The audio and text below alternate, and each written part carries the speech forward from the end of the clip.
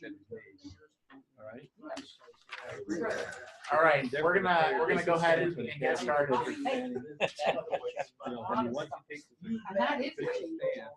All right, we're gonna go ahead and get started. So we're like the high school coaches. hello. We're gonna start. Sorry, all right. So we had this discussion here about the embedded ball rule and what happened with JB Holmes last weekend. Apparently, I didn't see it, but a lot of people here have been talking about it. And so the first question that was raised was, by Lynn was, did the rules official make sure that ball was embedded before he actually got relief? And so what we were talking about was what they should have done if they didn't do this was to actually mark the ball and lift it and then see if it actually was embedded, which you're allowed to do. And chances are they probably did that behind the scenes, but it wasn't clear on the broadcast if they actually decided to see if it was embedded. Because if you go to page 142 in your book, you can see that there's three nice pictures of when a ball is embedded and when it's not embedded. And the question that was raised by Lynn and Frank here was that, well, was JB's ball scenario 3 or picture 3, where it was just resting on top of the grass and not really below the level of the ground. So chances are that they actually probably went in and did it off camera, but it's a good example and something that I'm sure that if the announcers tried to talk about it, they would have been out of their league trying to explain that. But it is a good question to bring up and how it was handled. Anyways, to my understanding, he took an unplayable from there and was within one club length from right behind where the ball was, and that area, because it was in the face of the bunker, the grassy part was not part of the bunker, so the one club length in the general area allowed him to take relief from that. And then, I don't know, Tom, you were saying... it wasn't unplayable then, it was free relief from an embedded ball, right? Oh, sorry. Yeah. Correct. Yes. Free relief from an embedded ball. And then, Tom, you were saying something about the angle of the camera. Yeah, the camera, when they first showed it, it made it appear as though he was dropping closer than the reference point. But it was just the angle of the camera. They were looking for another shot somewhere. I mean, there's 2 or 3 videos already out on YouTube where you could see the discussion going on with JB and the rules official and what they're doing and how they're dropping it. And you see the one angle makes it appear as though he's closer. But the rules official moved his club back around when JB was trying to determine this reference point, the size of the relief area. He said the club was too far forward and he moved it back, right, about a foot, right? Moved it about like that. But he kept the handle part of the club at where the mark was and just rotated it. Okay. So and then a follow-up question to that was about, well, what happens if the ball that was embedded in that grass bunker or whatever, and the one club length wouldn't get you away or in a place where you can drop and the ball would come to rest? And Mike, you asked this question back in November. And actually, you did, yeah. We had ahead of your time. You probably got it wrong on the test. Yeah. Just kidding. But in December, the USGA came out with a clarification to address that issue, and it's here on the page where basically it says that if you can't get the ball to come to rest in that general area within one club length, then you're not going to be allowed to take embedded ball relief. And so your only option at that point would be, if you didn't pick I guess technically even if you picked your ball, if you could put it back and try to play it, but you get a penalty for that, or you could take an unplayable at that point and choose one of your unplayable options, going back on a line or two club lengths, maybe 2 club lengths get you out, or go back to where you last played. Where's the reference point for the unplayable line? Mm-hmm. It's so for an unplayable lie, it's where the ball is. Where the ball is. We've Correct. Dropped it twice. So where do we put the ball to figure out where the Back where it was. back where you dropped it, where it hit the ground? No, back where it was Originally. before. Yes. Hey, Kyle, Yes. the relief spot is immediately behind behind where the ball was. That's for an embedded ball, not for. Okay. Right. Yes. Right. Right. So if you're trying to determine if it was embedded, the reference point is right behind where the ball is. But if you determine that it's not, that there is nowhere where you can take embedded ball relief, then your unplayable reference point would be where the ball was. Yes, sorry. No, it's all But right. you would go through the drop because it might hang up. Oh yeah, for sure. Yeah. And For then sure. you do 2 drops. Correct. And then place That's it. still the And then you same place it. procedure. Then you place Two it. drops. and How many bags. times do you get to place it? You Just must one. replace at least twice. Twice. Yes, or you must try. That's in the Oh, rules you now. mean 2 drops or 2 places? If you place once, and then if it doesn't work, you must Okay. try again. Okay, And at that point, you can quit and move on. But okay. you have to try it and that second try. You That's what the can't rules find say. your nearest, after the second attempt, then you can't find a location on that place where the ball will be at rest without a penalty. I mean, you could within one club length, but Okay. right. But if you can't, if it's a slope straight up and down, Yeah. you're not going to find a place. So. Then you must take a stroke. No, Well, yeah, you don't have to, but I mean, you could play it from there without penalty, but you don't necessarily. I mean, I guess if we'd have to get clarification on that if you went through the process to try to see if it was embedded, and then if at that point you could put it back and play it without penalty. I still don't think you could, but we'd have to get clarification on that, unless Craig or Yeah, you probably would get the If- one stroke, I If the would think. ball, if the ball was in the general area and you dropped it and keep moving, you place it at the nearest point will remain at rest. If you can't find a place in your general area within the relief area, you place it outside of the one club ring. That's what Yeah, Jason without said. penalty? Without penalty. no. I mean, what you just said, you just keep on going until you find a place outside the relief area, and then That's not closer. it's not closer to the hole. But I think that's generally, and I think this embedded ball is an exception to that. It has to be. Oh, This is okay. relief for Right, other conditions. for your- right. Yeah. Yeah, if the ball just was resting up against a rake or something like that outside and you couldn't get it, you would keep going until you found a spot, even if it was farther than one club length. But I think this is a specific exception that they're referencing. Craig, I thought that if you were allowed to see if the ball is embedded, you can mark it and lift it to see if it's embedded. Yeah. Right? If it's not considered embedded, and when you go to place it back, it won't stay at rest, then it becomes an issue. But to place it back in where it was. It should stay at rest if it's embedded, I would think, Yeah. right? Yeah. I can't envision it not staying at rest. Yeah.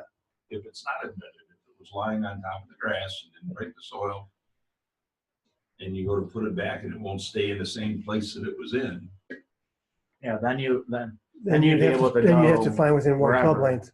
yeah, No, You create I that mean, line in the same but it's not condition. a penalty. No, it wouldn't be, no. Correct. Because this one is saying that the ball is embedded. It's saying that the player's ball is embedded. So if it's not embedded, then like as Marv said, we can go. I mean, we try You're within just one trying club to length, replace the ball. but if we can't, we're able to go outside. Yeah. At that point. Yeah, but all you're attempting to do is replace the ball in its original. Right. position. Right. Get all that down?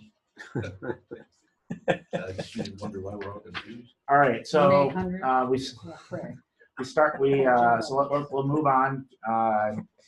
From that was a good kind of discussion about not only bunkers where we're at, but also this picture here in that top X there, where what happened with JB, and also this discussion about if it is embedded and you can't take relief, what do you do? All right, so we talked about all of this. Did we talk about removing loose impediments? I feel like we did, right? If not, we'll go over them really quick. Basically, now in bunkers, we can remove loose impediments provided that we don't cause our ball to move.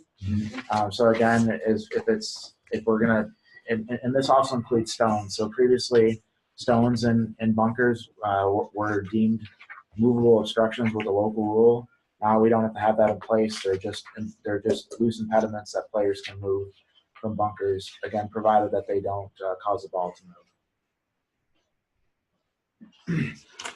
And then, If you cause, excuse me, if you cause the ball to move, and you remove the loose impediment, and you put the ball back where it was, correct? correct. Now, And what about the loose impediment? Do you have to put that back? No. well, you get a one-stroke, you get a one-stroke penalty for causing the ball to move. Yeah, Right. Anyway, so but you don't have to recreate those. Right. Yeah, you don't need to put that back. Some of the other things that you can do, obviously, in a bunker, you can take your stance. You can smooth the bunker for care for a course. So a common example is you got a long bunker, you walk, the only rake is on the other side, you walk across, you grab the rake and you rake your way back so that you don't have to rake it after you're done. That's fine. But you just need to be careful when you're doing that, any raking, that you're not improving your next shot or a future shot. So if you walked ahead 20 yards and you thought, well, I might chunk this bunker shot and end up here, I'm going to rake it, then we've got an issue. But if you're a smart player, you're just going to say, well, I was just doing it to care for the course. Whenever you do anything, I'll just care for the course. As long as you don't rake too much and test it. Right, right. Well, if you're doing that, just care for the course. Yeah. Take Okay, care it's of quite the obvious, you're doing more than care for the Right. course. Measuring, marking, lifting, and placing clubs and equipment in the bunker, that's always been the case. You could always do that. You'll be able to continue to do that. Leaning on a club to rest, this is a slight change. So now that is allowed, provided, again, that you're not using it to test the condition. And so a famous example, maybe not this one, but people have just casually put their club down while waiting for another player to play. That used to be 2-stroke penalty. Now it's no penalty to do that. And then the other thing now, striking the sand in frustration or anger is not a penalty. So probably like 10 years ago now, Michelle Wee famously hit a chunk shot in the bunker. Her ball was still in the bunker. She got pissed off. She took her club in and slammed it in there. She got 2 more strokes. Now if she did that, there'd be no penalty and she just would go on and play. But it's not recommended. Obviously, it's bad etiquette. So we're not encouraging people to do this. But if someone wants to pull a Sergio, then they can do it. I was waiting for that. Another vehicle. Okay, but then again, as we said, this exception to all these actions is that if we do improve our next shot, then we are going to have an issue. So if we are doing that, or we're trying to test the condition, those are types of things that if we're doing these things for the sole purpose of that, then we're going to have a general penalty infraction there. And just like before, if your ball is outside the bunker, there's no restrictions on what you can do inside the bunker after your ball has been played out.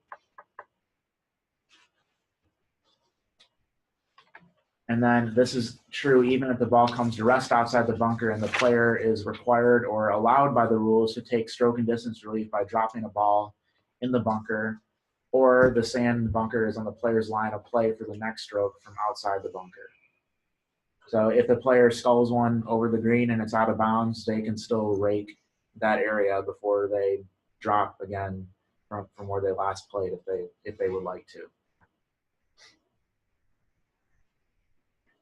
But if the ball played from the bunker comes back into the bunker, or the player takes relief by dropping a ball in the bunker, the restrictions in rules 12.2b and 8.1 again apply to that ball in play in the bunker.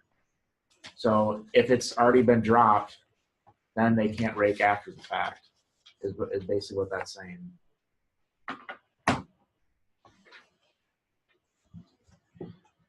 All right.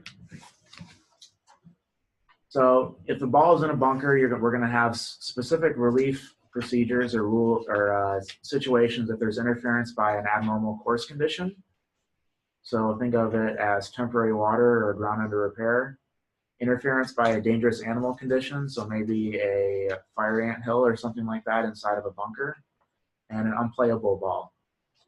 And basically what all these are saying is that in these situations, the rules are going to ask us to stay within the bunker if we're inside the bunker in these cases, with a few exceptions as to when we might have to go outside the bunker. But typically, like if we're taking relief from an unplayable ball, we know that we have 2 club lengths from where the ball is, but if 2 club lengths goes outside the bunker, we're not able to drop outside the bunker in that case. Our 2 club lengths shrinks down to 1.5 or whatever it is, and that's our relief area in which we're going to be able to drop. Have you mentioned the allowing now of a player to take a practice swing in another bunker? Has that been mentioned? No, Because you're allowed to do that. you are. When you talk about a ball being in the bunker, you cannot take a practice swing in the bunker. But if there's a nearby bunker, a player could go into a nearby bunker and take a practice swing, and there's no penalty, which is kind of, I think that's new this year. Even if the practice swing bunker is ahead of it or in this line of play? No. Well, no, No. then you It could change be it. ahead of it. Well, yeah, I mean, if it's Well, you not, wouldn't be improving your wouldn't be life. improving your lie. So yeah, I mean, any nearby bunker you could go into and take a practice swing, and there wouldn't be a penalty. That's the way the rules have been written. It says you can't take a practice swing in the bunker. Yeah, I know. So just be aware of that. It would seem odd though that you'd be allowed to take a practice swing in a bunker that's over on your line of play. That's what I'm saying. Let's say there's a bunch of Well, how- footprints in that bunker Why ahead of you. you're not improving your line of play at all or anything. Well, you are. You can. Well, you don't know if you're improving or not. Well, they're not. Bunch of pine cones in there. And Yeah, but you're allowed to break a bunker that you're not in, so By putting Yeah. footsteps and taking a practice swing, you'd be considered to be improving your line of play. I mean, I don't see. I don't. I think that, yeah, I would tend to agree that you're not really improving your line. You know, the other consideration too is I think you have to look at the player's skill level as well. I mean, if it's a plus, you probably, 30 yards in front of them is probably not that big of a deal. But if it's a 30 handicap, then maybe it is. But I still think that you're not really improving your. I wouldn't think so. Yeah, you're 30 not really handicapper's not going to walk up to another bunker to take a Right. practice. Right. No. Believe me. Either it's a free hit, so, yeah. Neither is a 20 Right, right. Do you camper. think people are going to do that? They might once they realize you can do it. You don't think I so? mean, if there were really close adjacent bunkers, they might, but I just, Maybe probably just testing the sand in 2 similar bunkers to see how it bounces. Yeah, I mean, if you go to a bunker that's in front of you, when you're in a bunker back here, and you make footprints and swing, then I have to go in and rake it. So now I know what the sand, I'm assuming if you have a nice course where it's consistent sand, now I've already.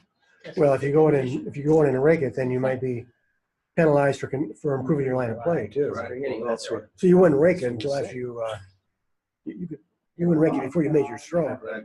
Careful before it's Brought it up. Didn't even brought it up. Right. We'll worry about it later. I just don't envision that happening very much, but It's something to be aware of. Isn't that still testing the sand? Well, that's not what in the they're bunker allowed that you're to do. hitting out of. Well, if it's a good golf course, the sand will remain. But that's not what it says. So they're saying they're going to do. Yeah. That's I what know. I'd penalize them. If I was on a new golf course, the sand looked awful lumpy. The bunker next to it, What's same the height. rule of Where are you seeing that? I 'Cause just I- gonna- Well, Yeah, I'm trying to. Is that what they told you down in Atlanta? Yeah. Okay. Well, that's probably true I then. know. And then you hit your own footprint.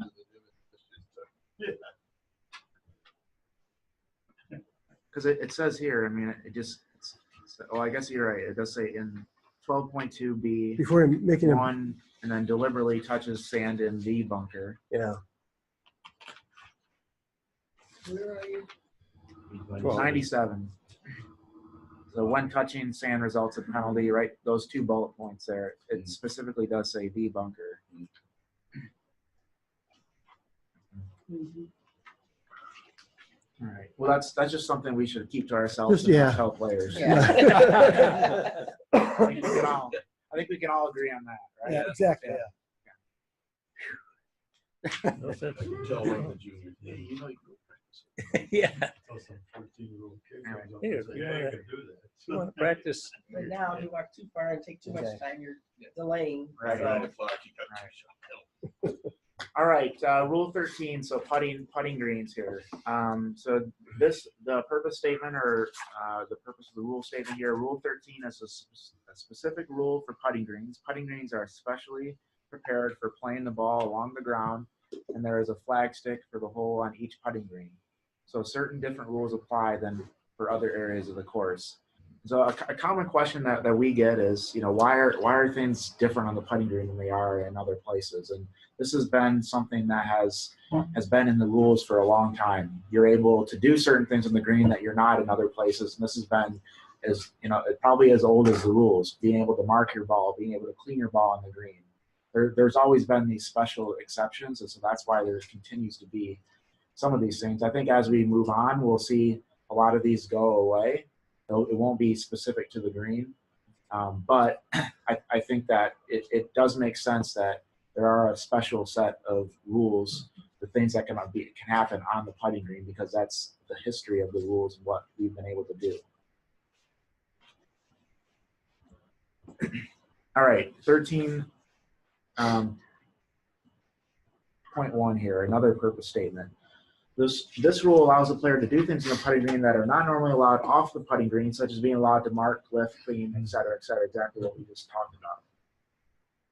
And then there is no penalty for accidentally causing a ball or ball marker to move on a putting green. We know that. We've had that local rule in place the last 2 years.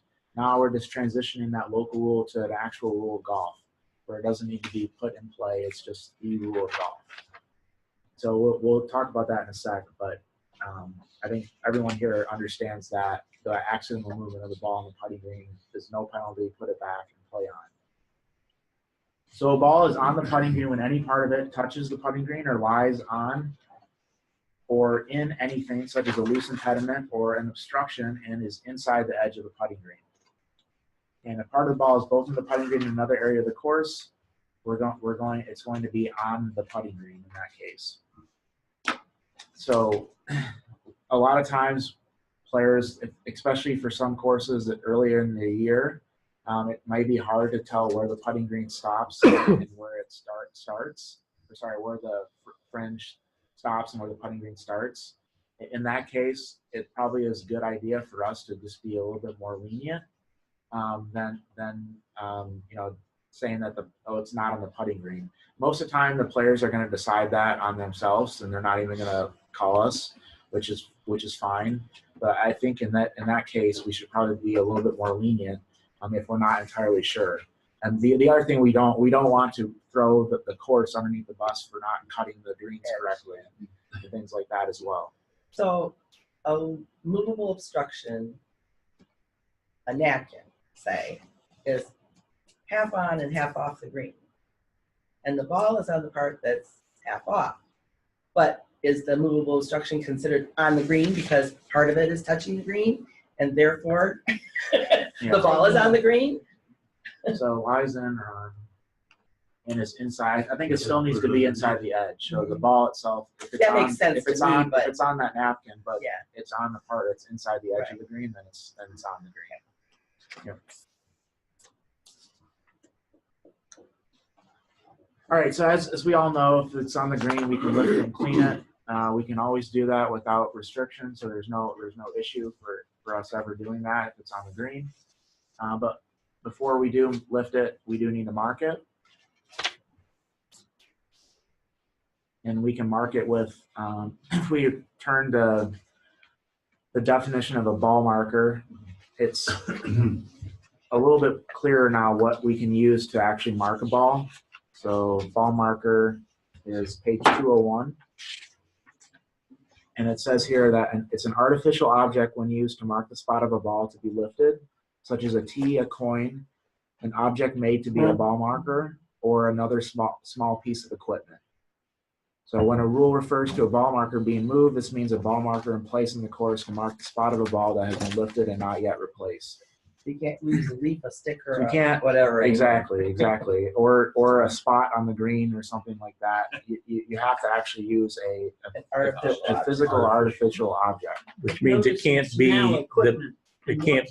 the putter. It didn't used to be equipment once it was used to mark. It was your equipment when it was in your pocket. The minute you put it down to mark the ball, it wasn't equipment. Right. Now it is equipment when Mhm. it's on the ground. Right. But now it's not a penalty to hit. Now it's not a penalty, right? But it can't be the putter head, you know.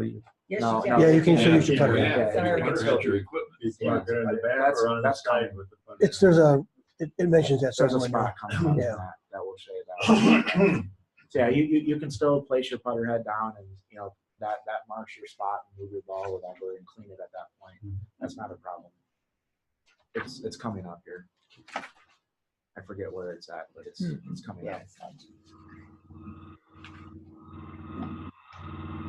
Okay, and then, sand, or not sand, sand and loose soil on the putting green you can be removed, but not anywhere else in the course. So we talked about this, I think, last week, but they're not loose impediments. They're just things that can be removed on the putting green without penalty, but not anywhere else. And again, if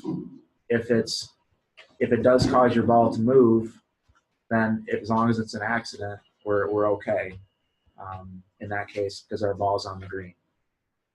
So if there's sand out of a bunker on the fringe, you can't move that. Correct. Which reminds me, let's see if Sarah's on.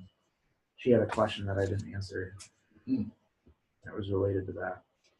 Yeah, so Sarah had a question that, and Sarah, sorry I didn't respond to you yet, but her question was there was the ball was off the green on the fringe, I believe, and the pitch mark was in the fringe as well.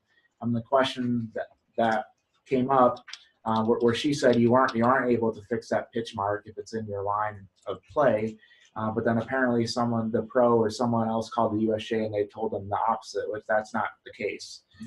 It's where the pitch mark is important. So if it's on the green, you can fix it.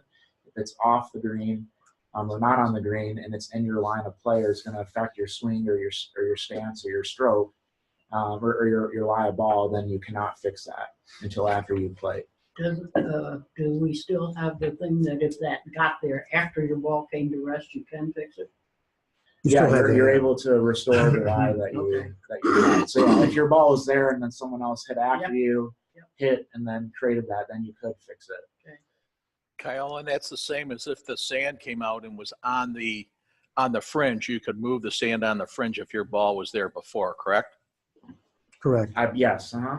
Craig is saying yes. Craig's putting his neck on the line for that one, not me. Well, and I would agree with that. Right. Me too. Me too. I'm just kidding. Clean it if they dump sand on it. Right. Yeah.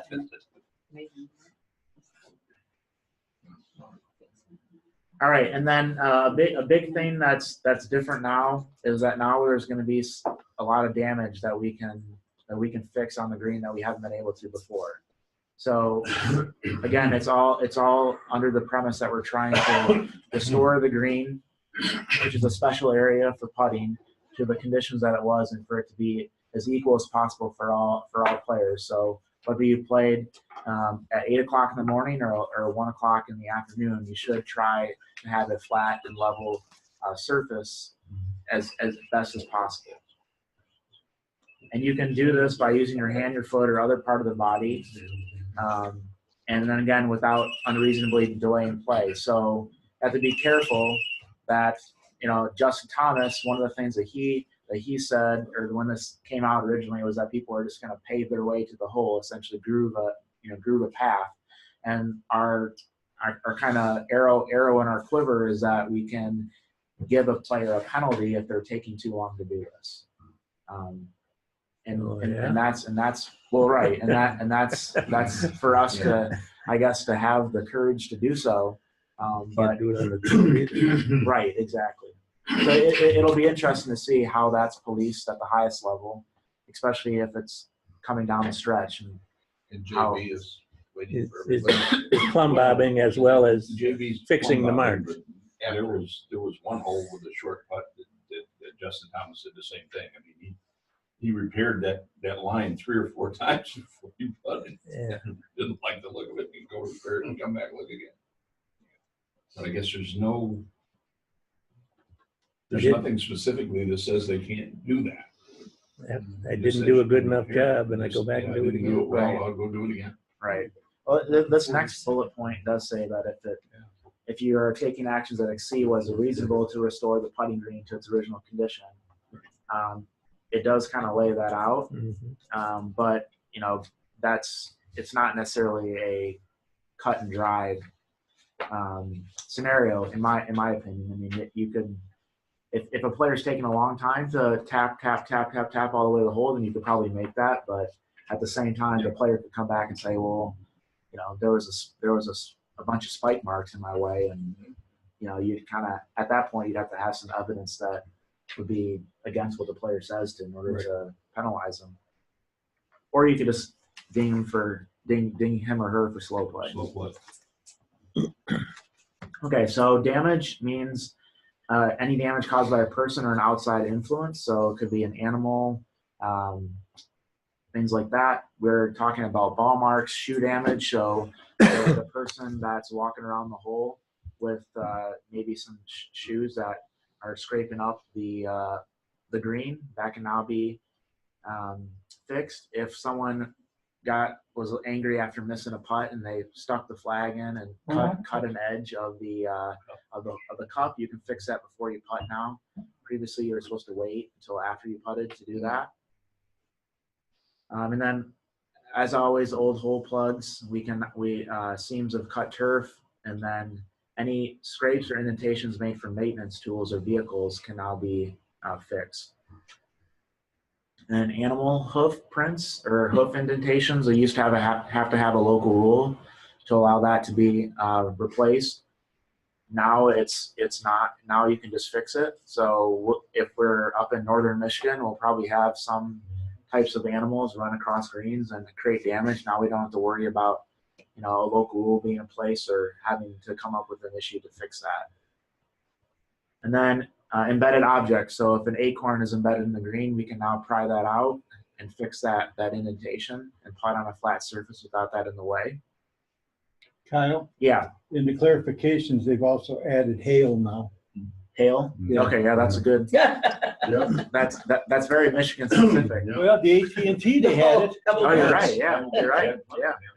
Yeah. We had it in the girls championship last year. Yeah. No, that's a good point to bring up, because that could definitely happen. But the one thing we need to be certain of is that it's not normal maintenance practices. So if they aerate greens, we're not able to fix those aeration holes, or if they verticut the greens, we're not able to fix those little vent marks or slits or whatever. That's something that's not allowed to be fixed. What about aeration holes where the sand has gone down? I mean, basically, could you get some sand and fill them up more? I mean, I don't think so. I think that'd be improving your line of play. I think that would be considered improving your line of play. Yeah, I mean, if you were brushing sand off and it happened to all collect in the holes and it just happened. Reasonably careful. The old reason. Right. But you got your new line. New line. But Kyle, I have read. Aeration season, it's if you're on the green, it's go ahead, Dan. right? I have read where you do not have to put your ball in the aerification hole when it's marked on the green. You can at least move it over enough to keep it out of the hole. Correct. Yeah. Typically, there's a local. You need a rule. I don't local rule know, for is that, though, right? You need a local I'm not rule. sure now if you do. Maybe it's just a rule, but I know previously you had to have a local rule for I that. think you still need a local rule for that. Couldn't Right. you say that was embedded? No. No, because it's Then not. it's gotta be on fish pitch mark. mark. To be embedded, the ball has to take flight. How about if it's in the hole? Is that your own pitch mark? It has to take flight to be in a pitch mark. And then the other things that we're not going to get relief from are just natural wear. So if we have runways or things bare turf on the greens, those are not fixable. Or if it's diseased grass, that's not fixable. It would be smart for the rules committee to make those areas ground under repair, but there's not something that you can fix with your tee or whatever, or tap down or even out. That's for the rules committee to define as ground under repair if they want to do so.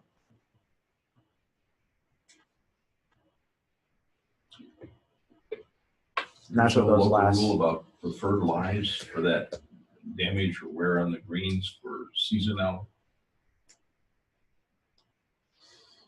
I'm not aware of that. And nor am I. I'm just asking. Is there one? Well, there's a For what? local rule for preferred lies. Yeah, there is one for preferred lines, but I wonder if that damage or the dead grass that you would get, from an abnormal season in the spring or something. Would be, Winter. I mean, I think you could define. Winter kill. Have a lot of that before the other. I mean, if the committee defined those areas as ground under, then they probably could blanket define those areas without.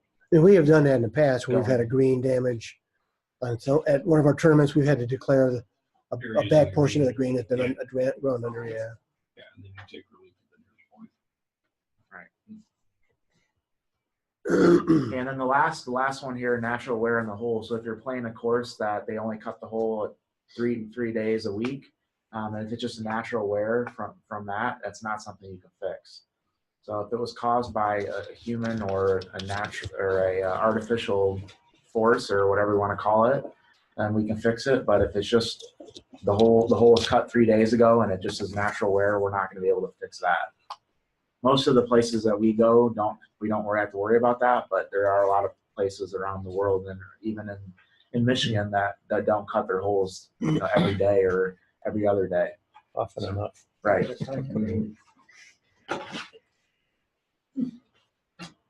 All right, so what happens when a ball or ball marker moves on the putting green? So if it's an accident, there's no penalty, and we're going to place the ball back where it was. Okay, and then if we don't know exactly where it is, we're going to estimate it and place at that point. And then if our ball marker moved, we can just place the ball marker back in that case. So if we kick our ball marker instead of our ball, we're just going to put the ball marker back where we think it was. Or if we know exactly where it was, but if we don't, where we think it was. Okay, but there's an exception here. The ball must be played as it lies when the ball begins to move during the backswing or stroke and the stroke is made. So in that case, we're not going to place it back. We're just going to have it be that stroke is going to count in that case. But that's only if the stroke is made.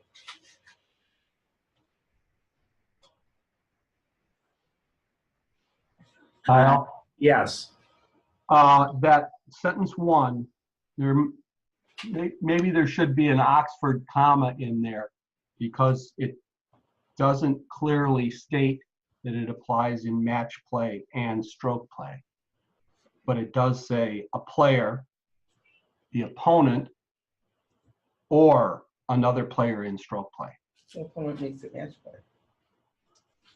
For the last point there? Here. Sentence one. Sentence one. Oh. Player.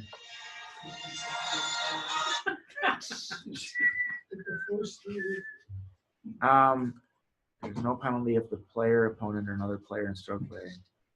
I think what it's just saying is that regardless of whoever moves it, there's no penalty, right? Yeah. Whether it's stroke play or match play, it's no. As long as it's an accident, there's no issue. Does it say opponent? They don't say. No, Read player, comma, opponent, comma, or another yeah, player. I got you. Yeah, so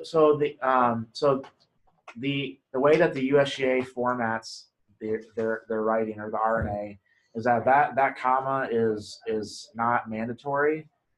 You can use it if you want, but they choose across the board.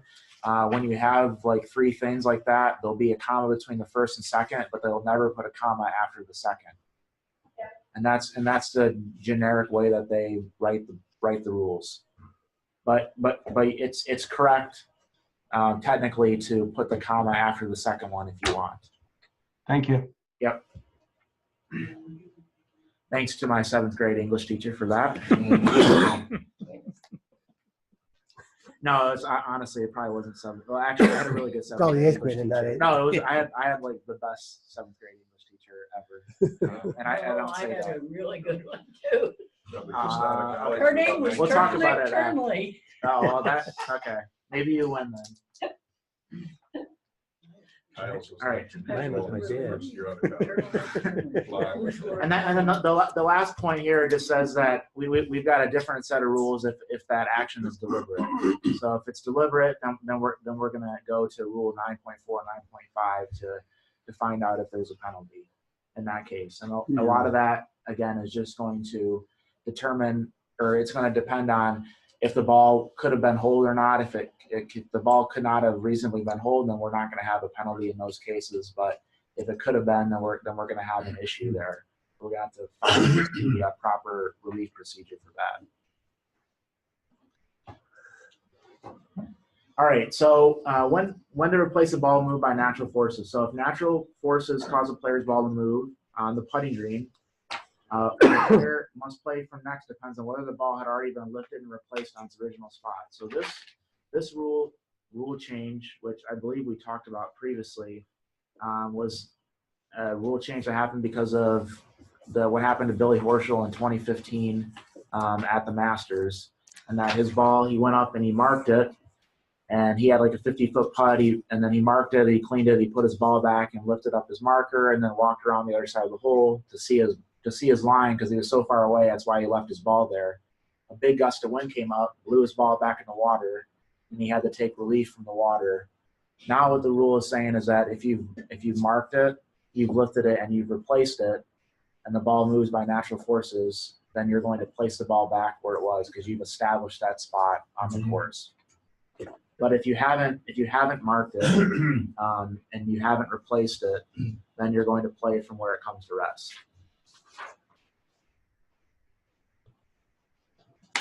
So, but that's only on the green? That's only on the green. Okay. So Ricky Fowler didn't get that. Yeah, exactly. So that scenario happened to Ricky, but it was not on the green. So that's why it's not the case. And probably in 2 or 3 years, it'll be everywhere on the course, I would imagine. Probably, yeah. But we'll see. So maybe it'll happen again next week on tour, and then they'll change the rules like they did last time. So never know. It's better to be more flexible than it was in the past, to wait years to get anything changed. Right. I just don't know that you have to be so flexible that we're like gummy. Right. Well, I mean, blatantly unfair. Well, yeah, Fowler's was. Yeah, I mean, it wasn't his fault that it rolled back in, and it was like nothing that he did. And they shaved those edges. I mean, yeah. They're modeled, and the idea is not to keep the ball at rest, to let it go any longer. Right. None of our tournaments are shaved. Oh. I'm sorry. A couple of them. None of our events are shaved. Not to that degree, no. No, not to that degree. No. Where it rolls off and into the water. Yeah, you'd be surprised. I bet you there's at least a couple there's superintendents that when we come there, they want to make it as good as possible, and they do that. Yeah. So. But yeah, so it'll be interesting to see what happens with that. I think it was good that he didn't lose the tournament. I think there would have been a lot more public outcry if he would have lost the tournament because of that. So I think they dodged a bullet there. So someone mentioned yesterday the rules, and they said, so now if you're putting and your ball hits a bug and it's diverted, now that's an outside agency that caused the ball to move, so you replay it. I don't think so. I think it used to be.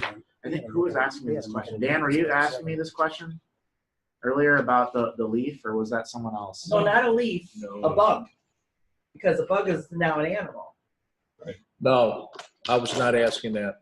Okay. I think it's if it's on the green and that it's moving and it's in 11. I should know this, but a ball in motion deflected by an insect is going to be replay. Yeah. And an insect it used to be a bigger animal. A loose impediment. Yeah, an insect used to be a loose impediment. Okay. So basically, every time that you miss a putt, my ball hit an ant. Hit an ant. Replay. But it'd have to actually be deflected though, correct? Yeah. Is that So if it just went over and it didn't deflect it, then it'd be. That's a good question. Well, if it went over it, it would have had to. I was just deflect gonna it to say, track of the ball because Yeah, it had to move up and then back down. Right. Yeah, that's reasonable. I like that word. Didn't have to deflect it side to Accidental. side, but it went up and came back down again. Care for the course. Yeah, here it is, No, on you page have to- 92. Accidental or care for the course. Exception That's two. why you need to know these Now things. you have to measure. 92? deflection. 92 exception Exception. two. I understand. That's When the ball played from the putting green accidentally hits any person, animal, or movable obstruction, including another ball in motion on the putting green, the stroke does not count and the original ball or another ball must be replaced on its original spot. Yeah, so that would be a So if case. two people were putting at the same time and they the balls hit each other, that they just replace the balls and hit over? No, I think that's one of the Oh. exceptions. Except in these, there's an exception to the exception. Oh, geez. Yeah. It's the way they say it Yeah. again.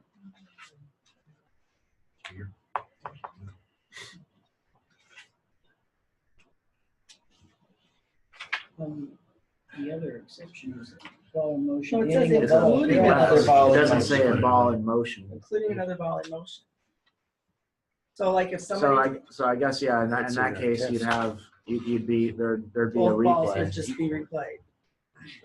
Well, if both were from the putting green, yes. So if you're putting the Correct. putting green, you hit a It doesn't stone say that. and it It says when the deflects ball you played get from the the point putting again? green. No, No. no, it's gotta be alive. Says movable It says obstruction. movable obstruction. That's not a movable obstruction. It's not It's a loose movable. impediment. That's right, that's It's not motion. movable. Okay, okay. Gotcha. Check. They were last year in bunkers. Okay, gotcha. So I think, I mean, obviously, most of the time this is going to happen is that if you have two people on the putting green at the same time. I think in that case, it's going to be a replay for both. But if the ball is coming from another fairway, then that ball that comes from another fairway is just going to be played as it lies. It's Yeah, not from the but putting your green. ball could be Correct. replaced. Correct. Must be. But yeah. Must be replayed. And played, yeah. Yeah. But if you're both on the putting, one strikes the other, still the same penalty applies. It's always. Only if one's motionless. If they're both in motion, Only if one's at rest, right? they're Yeah. canceled and replayed. That's right. I think we'll look into that on more so we can keep going here. And that could be somebody thought the other person was gonna putt, and the other person thought the other person was gonna putt, and they Right. both putt at the same time by mistake. Right. It used to be a penalty because somebody would find out a turn. That probably didn't apply. No. Right. That's right. All right, so no deliberate testing the greens here. During a round and while play is stopped, player must not deliberately take either of these actions to test the putting green or a long green, rub the surface or roll a ball. Pretty standard. With the exception is that between two holes, a player may rub the surface or roll a ball on the putting green of the hole just completed and on any practice green. But then again, you can put a local rule in place to prohibit practice on the hole that you just played. Okay, and then if we do test the green or a wrong green, we're going to get the general penalty, so loss of hole in match play or 2 strokes in stroke play. Of course, you got the pen. All right, wrong interference from wrong green. So we have a slight change here. So interference from wrong green exists just like pretty much everything else. When we have there's interference with our area of our stance, our area of swing, or the lie of the ball. So the same scenarios that we're going to get relief from.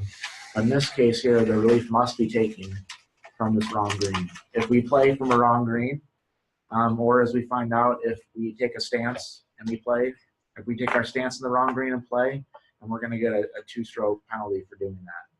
So it's technically not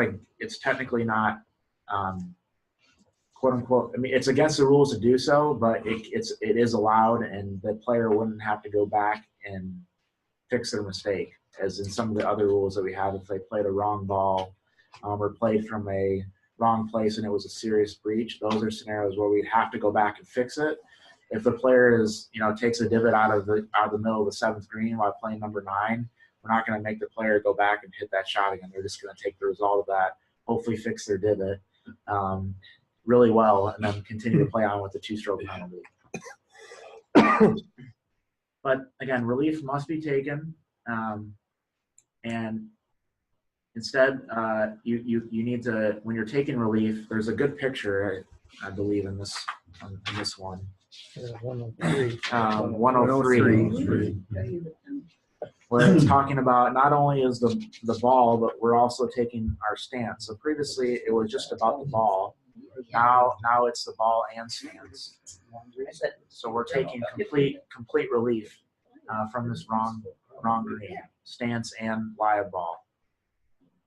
What if they can't take complete relief because it's on the wrong green and it's a steep incline into water? And there's no, then they take the nearest point of complete relief, no closer to the. Gotta find the nearest. In other words, I where he's think taking relief now is it's water. It's right. I mean, there's It's general area, then there's Ricky Fowler. slopes down into Ricky water. Fowler slope Yeah. down. yeah, it doesn't even have to be on the gem. Sometimes the yellows this far off the putting surface.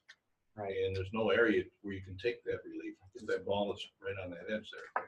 Well, let's just use 17 at Eagle Eye or TPC Sawgrass as an example. Okay. If you happen to, I don't know how you'll get on that green, I don't know if it wasn't the whole plane, but let's say that If you you're did there. somehow. In that, Believe me, we can find a way. in that case, you would go to a place where you're not standing, and if there was nowhere around the entire green, that's in the general area, you would go down the path, and if the path was nowhere, then you go to the nearest spot point of that's relief in the on general area. Right. I used So to in that stay case, the it could wrong be a place. significant difference away. Right. And then the other thing is, once you have that, we talked about the reference point. Once you have that reference point, if it's on like a slope where it goes down 10 yards to the water and it's severe, you have your reference point, and from that point, then you're trying to place it in a spot where it will stay, and then you're going to go as near as possible to that point. Does that make sense? Because in that case, you have the reference point, but your ball won't come to rest there. But if you got a point where you can drop, and say your stance is in the penalty area, you're still would need to take relief there because you are allowed to stand in the relief in a penalty area. Right. I know that. Right. All has to be in the general area. Right. That'd be a terrible shot. I'm assuming it's still the same, that if somebody plays from a wrong putting green, the stroke counts plus the 2. Right. Correct. Yes. Bill laid in you. And the bill. Greg, can you imagine how bad I hope you'd have to hit over 16 green to end up on 17? It'd be a pretty bad shot. And then this is just saying here that once we determine the nearest point of complete relief, that's our reference point. From that reference point, we're going to get 1 club length. But it can't be near the hole from the reference point. It needs to be in the same area of the course. So in our case, it's going to be in the general area. And then there must be complete relief from all interference by the wrong putting green. So we can't stand on the green or have our swing hit the green or the ball be on the green, obviously. So Kyle? Yeah. We can take our footing, if you will, for our relief on the fringe, correct? Correct. Or do we want to be off the fringe? It can be on the fringe. Off the green. They can be on the fringe. Okay, thank you. It just can't be on the wrong green. Got it. Yep.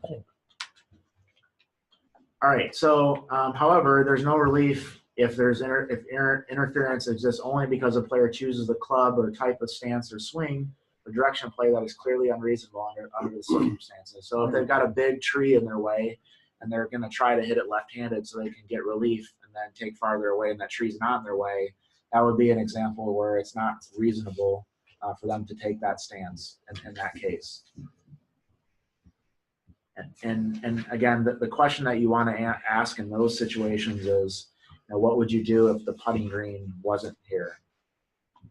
And if they say, well, I would hit the shot left-handed, in that case, you would say BS. How many of you hit left-handed today? Well, then let them hit it left-handed. Right. But yeah, so and then but there are times where the player is gonna have to take an odd stance. I mean, if they're up against the fence and their only logical swing is the opposite hand, that would be a situation where it would be logical for them to actually make that stroke. And we've all seen, players on tour hit it the opposite with their opposite hand. It does happen. It's not that it never happens.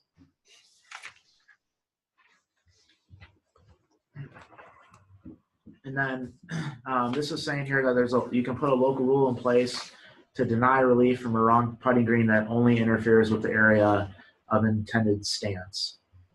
So it sounds like if you wanted to have it be the old way, you can keep it that way. Is that how you read that? Yeah. But basically, there would be. I mean, I don't think we'd ever find a situation where we would do that, with the exception of maybe if it was limited to like a double green that we said part of it was a wrong green. And in that case, we may put that local rule in, but it would be specific, I think, to that specific green. So like U of M, where you have the crazy triple layered green, if you mark part of it like we do as a wrong green, we may allow players to stand on the green to hit their shot instead of having them take complete relief off the green in that case. But if it was just another wrong green on that course, we probably wouldn't do that. And I mean, I'm not saying that we would do that. I'm just saying that it's an option. I guess maybe the logic behind it is that if it is going to be a chip shot as opposed to a full swing, the damage from someone's feet are not as important. And it might, you probably would get a better lie too if you're dropping the fringe as opposed to the rough. So you can't play off the wrong green. Suppose you're on a green and you don't have a shot at the hole and you want to chip it. Can you chip it off the right green? Mm-hmm. So there's a clarification between what's a wrong green and what's the actual putting. Unless you define the green as a wrong green. So if you have, for example, a double green at St. Andrews, unless the committee defines the other portion of that double green as a wrong green, it is the putting green. Okay, because Ann Arbor's got one of those. They had a big moon thing, and they got a bunker right between them. And if you're on the wrong side and the hole's here, and there's a bunker in between, you're on your proper green, you can take your sand wedge and chip it or pitch it off of the green. Mm-hmm. Do all. That's okay. Yeah. Mm-hmm. Another one. Like you. Unless the committee has marked that portion of the green to be a wrong green. Right. Okay. Gotcha. Another one that we commonly see is at the Moors in Kalamazoo, or in Portage. So that one on 18 has like a U-shaped green kind of thing, exactly what you're talking about, where we mark the left portion of it, if I remember correctly, the wrong green, so that people don't chip from it. But a lot of that too is just based on the skill level of play. I mean, if it's the Michigan Amateur, you may want to allow players to chip from that, but the superintendent may say, no, we don't. So like when we did our U.S. Girls Junior Qualifier last year at U of M, I asked the superintendent, do you want us to mark these areas as wrong, or what was it called, wrong putting green back then? And he said, yes, I don't want people chipping from them. But another course might say, oh, we don't care. But obviously, I mean, if we were taking a net tournament, we would definitely mark it as a wrong green, because we don't want a 17 handicap or a 10 handicap trying to. So it specifically has to be in the local rules saying it's the wrong green. It has If to. it doesn't say anything like that in local rules, then it's the right green. It has to be on the notice to competitors, not necessarily a local rule, but it has to be defined by the committee as a wrong green. And so a lot of times we'll do that. We'll either put, like when we did it at U of M, JW, I think we did, we did white stakes. And so from stake to stake, that line defined the wrong green. Yeah. Sometimes we'll use like irrigation flags. We do it differently. Sometimes there's dots. It just depends on what the course wants. Meadowbrook Country Club, the AM championship, we had that. We did. Meadowbrook, And- The yeah. L-shaped green with the two levels. No, I think it was number Something like 3 3, was I the think. one Yeah, that they, right? the one with the big rise in it. Yeah, the cup. Yeah. We did get some negative feedback by doing that from one of the players. So it's something that, again, it's something to consider that for a certain skill level, it may, the player's complaint was that I've only got 14 clubs in my bag. Why are you taking one away from me?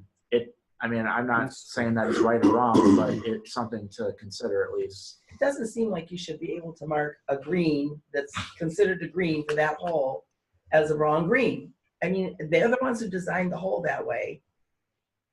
It's still the green that you're playing to. And it doesn't, that seems wrong to me. Right. Yeah, but I mean, it's but then there at Meadowbrook there's that other hole, that The reverse 14 or L. whatever, where it's Reverse got L that with one, yeah. Yeah. And that one is another situation where I'm not sure if we did that or not. I wasn't there the last day, but I think when we had it there, the only day we had it on one of those I mean, that Christmases was that one's tiered, and so definitely like if the hole is at one, I mean, it's almost like two separate greens. right, That's sort of different right, to me than just an odd shaped green that's, yeah. because Yeah, there's no right or wrong way to do it, and a lot of it is just going to be based on what the course wants. If they don't want people chipping off of it, then that's what we'll just do. So it very well could then you have been can the blame it case. on the course. Right, exactly. Yep. You don't ever mark 17 is a wrong green. It has 3 different levels and almost leads with elevation. From top to bottom, they're both. At pole 17 is the kitty shaped green. Trying to It's think got the now. 2 pot bunkers left and right. It wraps around the green rats in between those 4 pot bunkers. You have the entire lower level, and then the middle level is only about 5 paces deep. Then it goes up to the upper level. Right. It all depends where the hole is cut Yeah. and where the ball lies potentially, and how a player would be able to get to that hole. Sometimes the only way would be for that player to chip it, based Right. on the way the shape of the Right. shape of the green. Right. Both is. But there's a local rule that it doesn't allow them chip. At Meadowbrook No, pole fields or Pole Fields. on 17. Oh,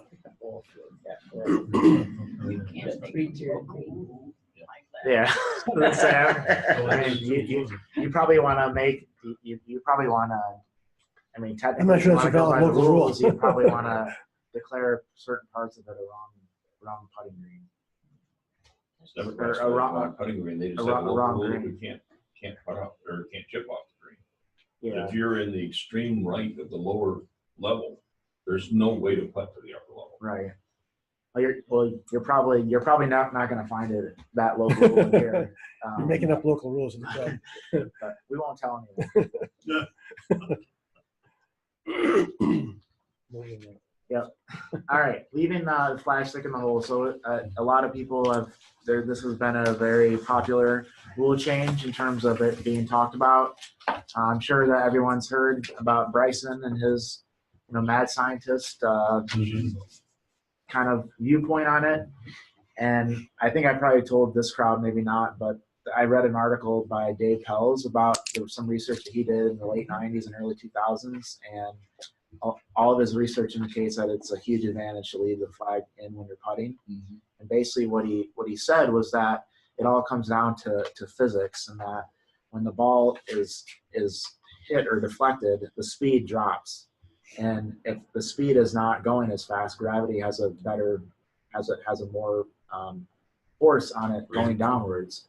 And so it makes sense to me. And it's interesting to see when I go around to like colleges and do the clinics, I always ask and have people put their hands up, and it's very, very, very few of them are want to do it. But it'll be interesting to see. I mean, we see now that Adam Scott is now doing it. because it helps him like line up better apparently. And obviously Bryson's doing it except for the U.S. Open because he knows the composite of that flag stick that's different, I guess.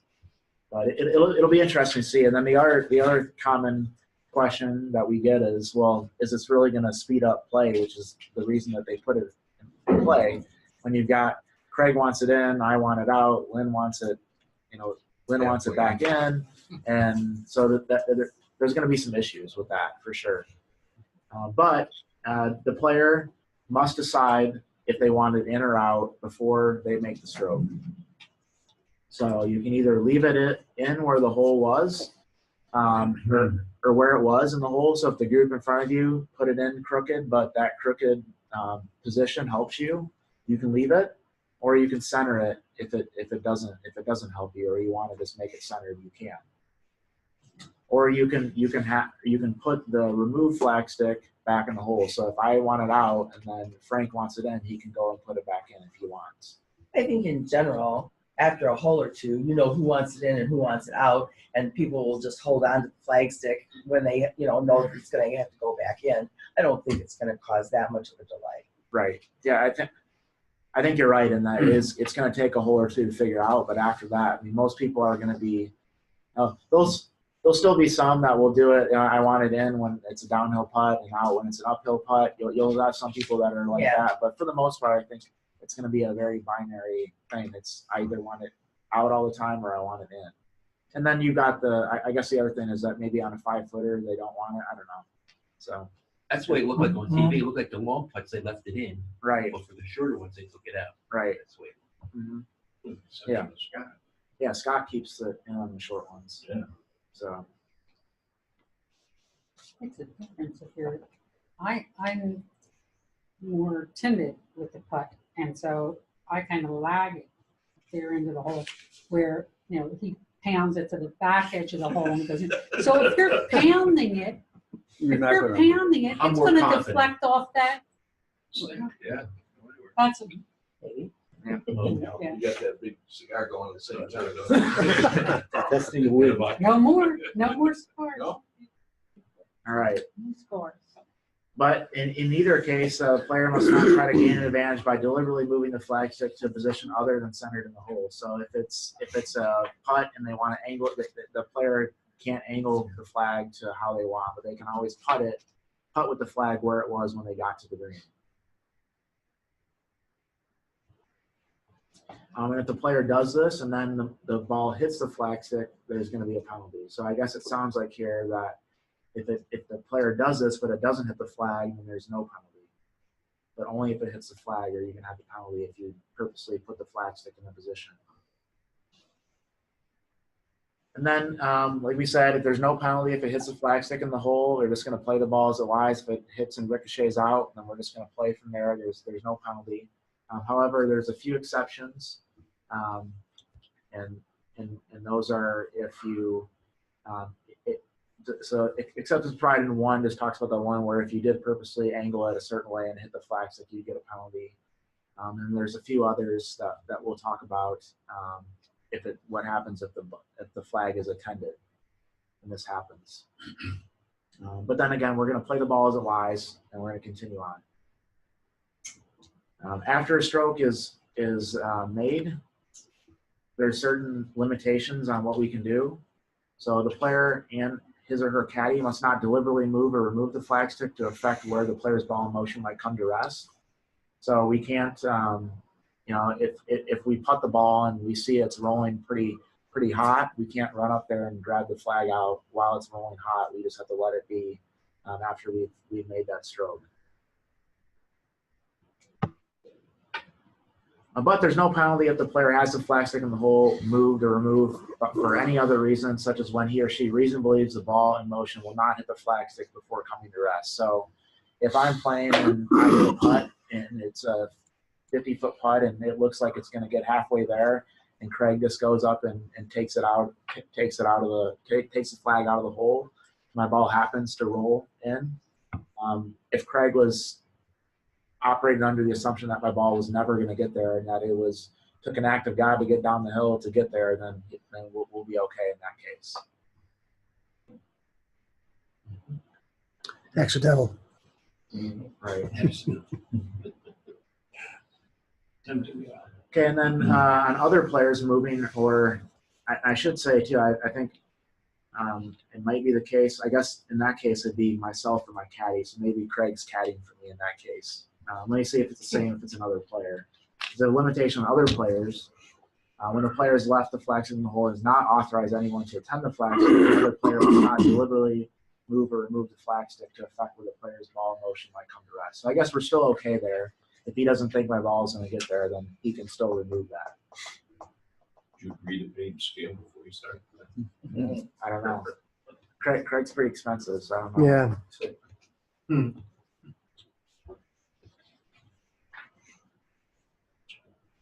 Okay, and then if another player or his or her caddy does so before or during the stroke, and the player makes a stroke without being aware of this, or does so while the player's ball is in motion after the stroke, the other player gets the general penalty. But there's no penalty if the other player or his or her caddy removes the flag stick for any other reason, such as in the situation we talked about, with reason to believe that the player's ball in motion will not hit the flag stick before coming to rest, or is not aware that the player is about to play, or that the player's ball is in motion. So basically, this is just another scenario where you just need to claim ignorance and you'll be good. Yeah. I didn't believe that was gonna get here.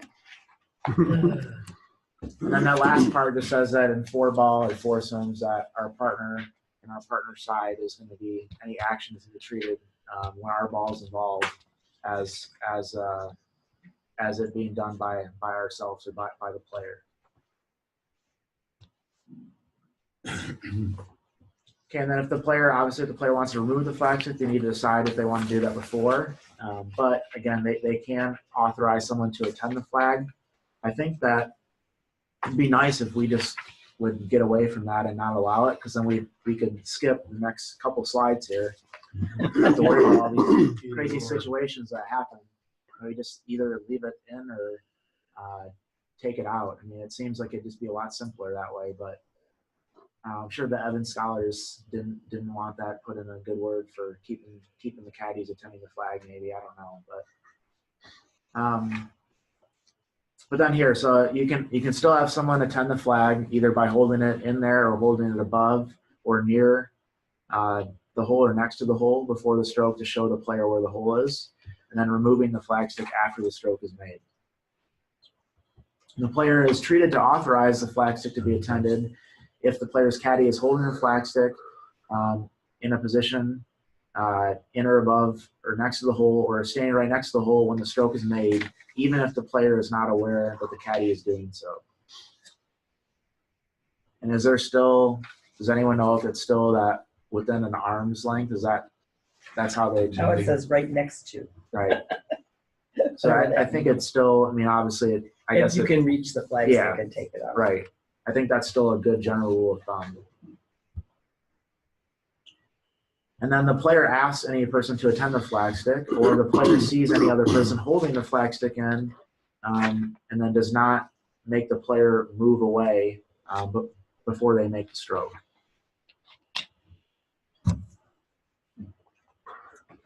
All right, so what to do if the ball hits the flag stick or the person attending the flag stick? Okay, so it depends on, again here, we have another scenario where it depends on if it's accidental or deliberate. If it's accidental, there's no penalty. We're going to play it as it lies. But if it's deliberate, then we're going to go to Rule 11.2c, and if we go back to that, we're going to see that in this case, if we're on the putting green, so let's assume that we're on the putting green, the stroke is not going to count, and the original ball or another ball must be replaced on its original spot, which if not known must be estimated. Okay. And if it's off the green, then we're going to have a scenario where we need to determine where the ball would have come to rest, and then take our relief from there. That's our reference point, and then from that point, one club length. If you ask your caddy to attend the flag for you, and it gets stuck and the ball hits the flag, that's still no penalty, right? Correct, yeah, because it's accidental.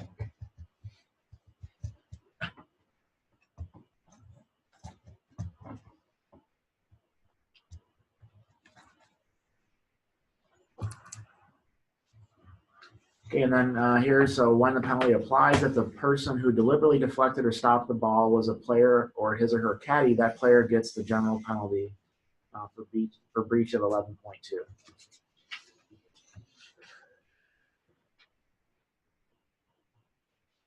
Okay, so deliberately deflected or stopped is the same as it is in Rule 11.2a. So if we go back to that, let's see here.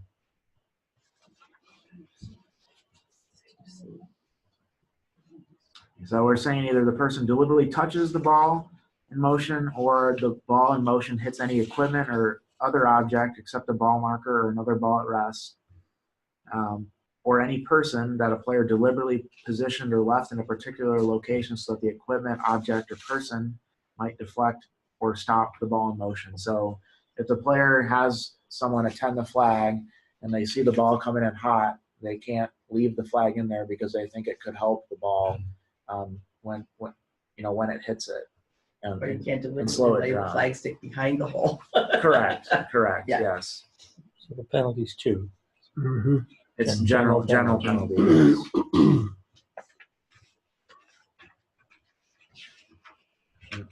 I wish they'd just get rid of this. It'd just be so nice to just not have to worry about This this. book? Yeah. No, well, I mean that might be good too, but all right. And that's what we just talked about. If they deliberately fail to remove the flag from the hole, we're going to have a penalty. Or if they deliberately fail to move out of the way so that the ball hits their foot or whatever, we're going to have a penalty as well. And then some more exceptions about what you can do. So if we flip to 11.3,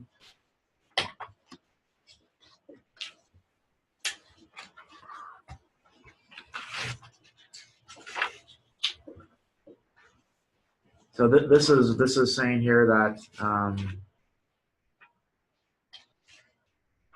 let's see.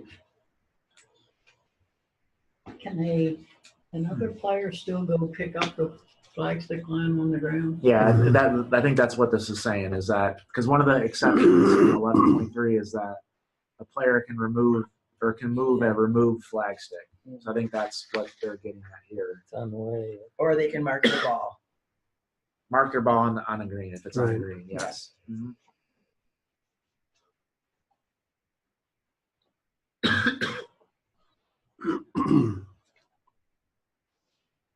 All right, so what happens if we leave the flag stick in and the ball is resting up against the flag stick? So what are we going to do in this case? So if any part of the ball is below the level of the hole, then if the ball is going to be holed. So we're going to, basket's good, count the basket, and carry on. Yep. So we don't have to make sure that it goes into the bottom. Right. Yeah. We don't need to straighten it out. If it doesn't have to go all the way bottom, it just has to be below the level of the hole. Right. Some part of the ball needs to be below the level of the hole. Not the entire thing, just some part of it. Okay, but if no part of the ball is in the hole or below the surface of the putting green, which I don't know how that would be possible. I mean, I'm sure there's a way, but if that's the case, then we're gonna do what we have done in the past, is we're going to place the ball in the lip of the hole, and then the player will play from there. That may go back to that old decision where the ball is in the flag. Caught in the flag. Oh yeah. Mm-hmm. I think up top in the actual bunting part, of the flag. So it's none of it's below the level, so it's not old. It does. I wonder though. Is that still there? Probably not. So, you caught the flag? Well, It obviously must have happened, or there wouldn't have been a decision on it. Flag stick is a movable pole provided by the committee that's placed in the hole to show the players where the hole is. The flag stick includes the flag and any other materials or objects attached to the pole. So in that case, we'd have what you said here. Yep. Is it caught in the flag? We put it on the lip. Yeah. Okay. Does Marion still have those baskets? Don't they have those? Yeah, those wicker Yeah. baskets, I yeah. guess you could embed one. Put one in the basket. Alright. Put one in the basket. Long range through. Good luck, though. You better be really, really accurate if you're doing that. Because if you miss it, it's going way over. You got no speed there. Because I mean, it's not a circle thing. It's there's no hole that go into it. I have to embed right into it. Oh, there's no hole, there's no. No, there's no collection area. Or anything Oh, like that. okay. It's literally like Just a wicker ball. yeah, it's a okay. wicker ball, so it'd have to be embedded in there. So you'd have to be deadly accurate or damn lucky. Yeah. Most of them are metal. Right. Right. So is the flag stick or the flag or the basket, if you get it onto the wrong putting surface? Or you get free relief, or is it going to be a penalty? Your stance- Or can you play it as it Your lies? stance would be on the green, so. Yeah, that's a partner's hole at that point. Call her over. Play it as it lies, pay for the basket. And then this last thing here is just saying that if the player doesn't hole out, if this ball happened to get caught up in the flag and they didn't put it back on the lip and put out, then they're going to be DQ'd for not holing out.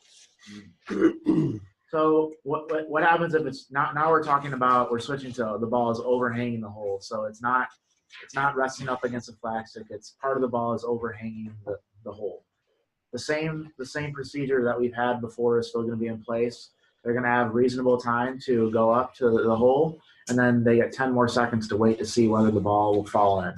So once they get up, once they take what's reasonable to get up there, and then the clock starts, 10 seconds, and then after 10 seconds, it's deemed to be at rest at that point. But if it does fall in before the 10 seconds on the previous stroke, it's deemed to be whole with the previous stroke. But if it doesn't fall, then it's at rest. But then if the ball does fall into the hole before it's played, the player has holed out with the previous stroke, but gets one penalty stroke added to the score for the hole, which is very confusing to me. Because in some cases, I mean, let's just say, for example, you go up there and you wait your 10 seconds and it stops, and then a big gust of wind comes up and blows your ball in. You know, if in that case, it's a penalty stroke, but then if it's 3 feet away and it blows your ball in, it counts. So to me, it doesn't seem logical that would be the case. But so for the one thing that I looked at, so it looks like if the ball is on the lip, but not below the lip, but say the flag stick was angled and it stopped there, and then you pull the flag stick out and you didn't do anything to cause the ball to go in, but then it falls in, you have to put it back and putt? Yeah. Correct. Yeah. That doesn't seem right either. Yeah. So then you get the reasonable time. Mm-hmm. You chip it up with a little left, now you gotta go back and get another club. All right, now here's a couple of things. So what happens here if the ball is lifted or moved before the waiting time has ended? So if that happens, the ball is treated as having come to rest. So the ball must be replaced in the lip of the hole, and then the waiting time no longer applies. So I'm not entirely sure. This to me again doesn't make much sense, but I guess here is where it gets a little bit. We're talking now about deliberate. So if the opponent matched by another player in stroke play deliberately lifts or moves the player's ball overhanging the hole before the waiting time is ended, then in match play the player's ball is treated as hold with the previous stroke, and there's no penalty. So if Craig and I are playing a match and Craig putts up there and it's overhanging the hole, and I don't want to give him that 10 seconds, and I go up there and grab it, then that putt is going to count as hole. Mm-hmm. in match. Match play. That makes sense. But then in stroke play, the player in this scenario where I moved Craig's ball, I'm going to get a 2-stroke penalty, but then Craig's still going to be screwed, and he's going to place the ball on the lip and play from there, which to me doesn't make much sense. But so I guess if you're playing in stroke play and you're not being nice to your partner. Be careful. Maybe you have to box them out on the way to the hole or something like that. If you're waiting for 10 seconds, but it seems not. I don't know. It seems to me it's very inconsistent in this case. But I mean, I think overall we're talking about these things. They don't really happen all that often. I mean, how many times last year did anyone here on the table have a situation where we waited 10 seconds on the green? And I think I had it happen once, maybe last year. Yeah, it's pretty, usually it's like either you could see that it's not going anywhere, or if it's really on the lip, then you would wait. Right. But most of the time it's like really close, but not really overhanging. Right. All right. Rule 14. So big stuff here. So, all right. So this rule is, as we go through it, we're not going to get through all of it today, but as I said last week, I think this is the most important rule in terms of all the rules and the changes and what we're going to interact with, because this is going to apply to any time we're dropping the ball or anytime we're marking it or lifting it. So there's a lot of situations where it comes up, and there are some things that are slight changes and some that are pretty drastic changes, as I'm sure we all know with the dropping from knee height. So basically the purpose statement here for the rule is to cover when and how the player may mark the spot of the ball at rest and lift and clean the ball, and how to put the ball back into place if the ball is played from the right place. And then when a lifted or moved ball is to be replaced, the same ball must be set down on its original spot. Because there's a lot of times that we now can substitute a ball, but when we're replacing on the same original spot, we're going to have to put that exact same ball back. So in the scenario that we have where Ian Poulter marked his ball on the green and threw it to his caddy, and his caddy missed and the ball went in the water, and then his caddy jumped in the water to go get it, we're still going to have that same scenario where we're going to have to put back that specific ball. They've gone back to that. If it's accidental, you don't have to do that now. No. If it's accidental, okay. Right. You'd be able to replace a ball if it was accidentally lost in the throwing your caddy and he accidentally dropped it. You don't have to go retrieve that ball anymore. You can replace another ball. Okay. Is that new for this year? Well, I'm not. It may be. Okay. Well, disregard what I said about that. All right, and then yeah, exactly. believe every other thing I say, and then question every other thing. So when taking free relief or penalty relief, a substituted ball or the original ball must be dropped in a particular relief area. So anytime we're taking relief, we can always substitute another ball. The only exception, the ball's not lost, you can just change balls. Correct. So if you're taking relief from a ball on a cart path, you can now substitute a ball. The only exception to that is what Mark Wilson said, is that your ball is embedded on the putting green. In that case, we have to put that ball back. That's the only exception to that. Oh, yeah. And then another key principle or part about this rule is that if we do have a mistake in the procedure, we can correct it. And this is that eraser rule, so to speak, in place, is that if we do it incorrectly, as long as we don't play, then we can fix that. All right, so 14.1, marking, lifting, and cleaning the ball. So we're talking now about the deliberate lifting of a player's ball at rest. Okay, so if the spot of the ball to be lifted and replaced, it must be marked. Because anytime we're going to put the ball back on its original spot, we need to mark the ball. And again, we talked about what a ball marker is. It's a little bit different than it has been in the past in terms of what objects we can use. But again, it is an artificial object, not something natural that we use. It has to be artificial. And then, obviously, we're going to continue to mark. We can place it right behind or right next to the ball. And as Lynn, you were asking earlier, we can hold the club on the ground right behind or right next to the ball.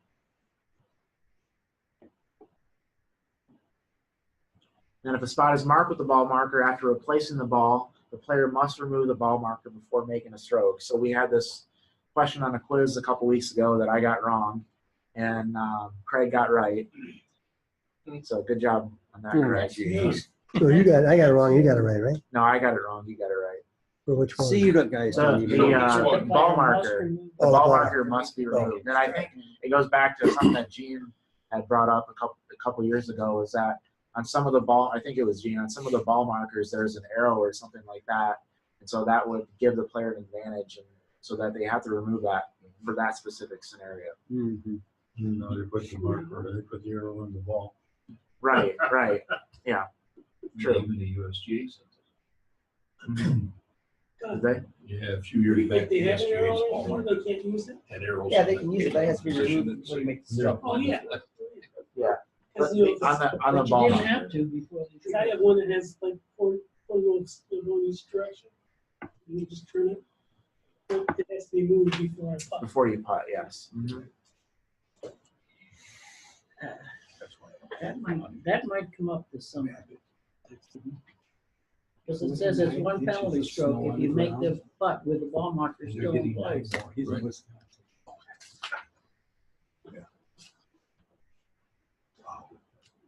Okay, so there's a couple questions here I'm gonna go through. So Joe asked a question, club and a ground seems to conflict with the definition of a ball marker. I think in this case, it's a or. So we've got the ball marker or the club, and I think that's one of those things that traditionally we've always been able to do, and I think they just didn't want to take that away because a lot of people, including casual golfers, mark their ball that And way. that does speed up play. It does, If it you're does. just realigning while Right. you're getting ready to putt, Right, it's stupid to put a ball marker down. right, right, Well, it's not stupid. It's just, right, sure. there's no reason not to use your club. And then let's see, 13.2A.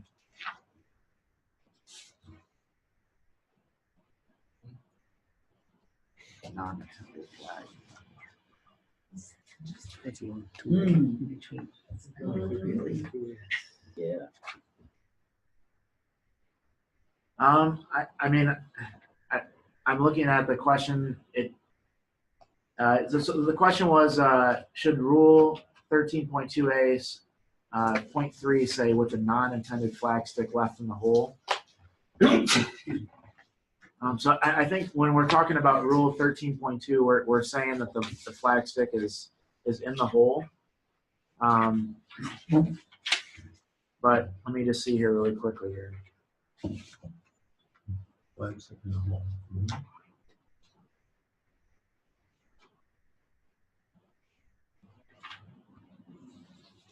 Flag stick is in the hole, Yeah, so I think attended or unattended?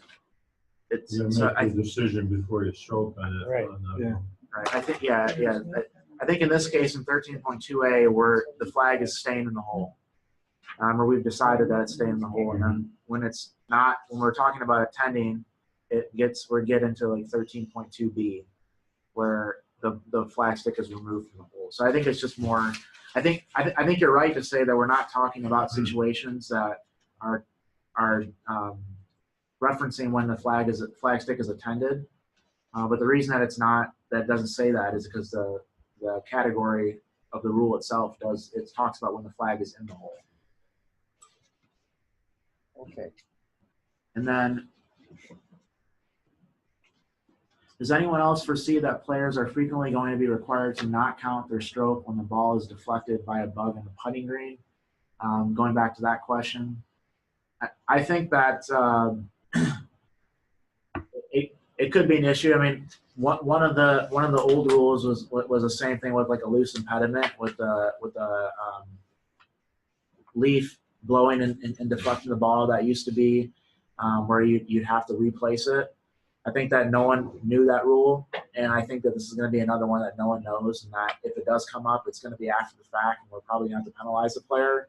But I don't think most people are going to stop if their ball is deflected by an insect. They're just going to play on and think about it. I mean, that's just my own opinion, but it definitely could happen a lot more with an insect as opposed to, and then. So does the worm have to be alive? Right. Well, seriously, that was my next question. Was that I think a dead insect. Then now is it's not. it's a loose impediment, right? So. It was alive when I hit the ball. It wasn't alive when the, After I- when the. So here, it says, I don't know. it says a loose impediment here. So worms, insects, are we? I don't know if this, are you sure that that bud?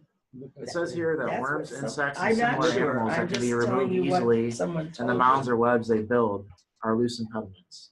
Well, this says. Look up definition of animal. This says any living member of the animal kingdom other than humans, including mammals, birds, reptiles, amphibians, and invertebrates, such as worms, insects, spiders, and crustaceans. That's the definition of animal. It's got to be alive. It says living. Yeah, living. Right. What definition you using? I'm in the definition of loose impediments. There I are think, two there too, yeah. so I Well, then I guess you can think, choose what they are. I think if it's a bud, then you just play on. It's no, you don't. But that's not what this says. Sure, it does. It's a The loose- animal definition says worms, insects, spiders, and crustaceans. Look under the animal definition. It's also on one of the clarifications on December 18th. Okay. What does it say there, Chris? It's too long to recite. Okay. Let me see. I think I have it. Hold up. It's Rule 11.1B.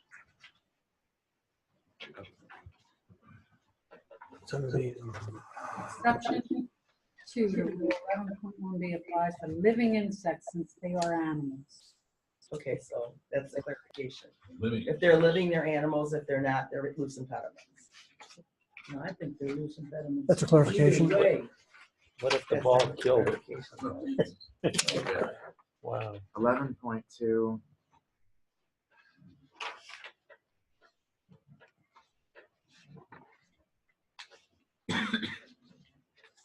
$11.1B.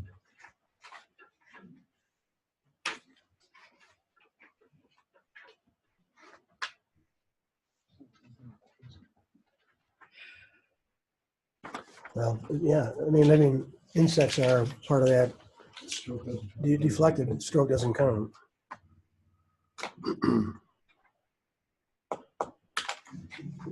Okay.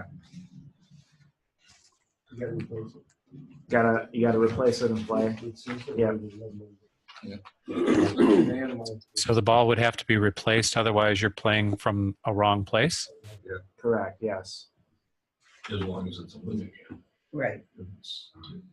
If the animal's dead, then it becomes a loose impediment. Well, because what would happen is you're putting and all of a sudden it crawls in front of you and hits the ball, you know, because if you see something, you're gonna remove it, but.